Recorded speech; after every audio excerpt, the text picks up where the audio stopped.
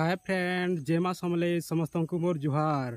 आज मुझे आपण मान के देखामी आमर कपा प्लॉट केनता है जे वीडियो भल लगला लाइक करबे, चैनल के नया बोले सब्सक्राइब करबे, सपोर्ट करबे, शेयर करवाटा के नहीं भूलबे।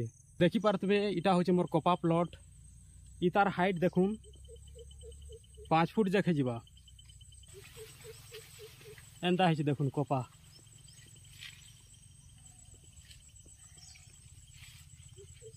ई कपा गजर टीपी के देखुन कट करा है। कट कर देले काना है कि टीपी बढ़वार बंद हो जावा, इस साइड ब्रांच बने बढ़वार स्टार्ट हो जावा। देखुन मोर प्लॉट सबू गछ के देखुन सबू हेंता छिड़ा है। इटा भी देखुन कट करा है। जूम कर देखु देखुन कट करा है। इटा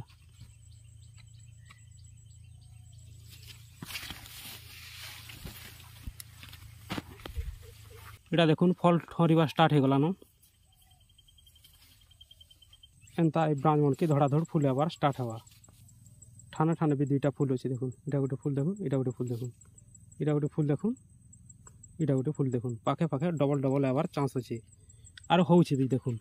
इटा गोटे फूल देखुन, इटा गोटे फूल देखुन, इटा गोटे फूल देखुन, इटा गोटे फूल देखुन। पाखे पाखे पूरा। वीडियो केनता लागला कमेंट बॉक्स रे जणे देबे।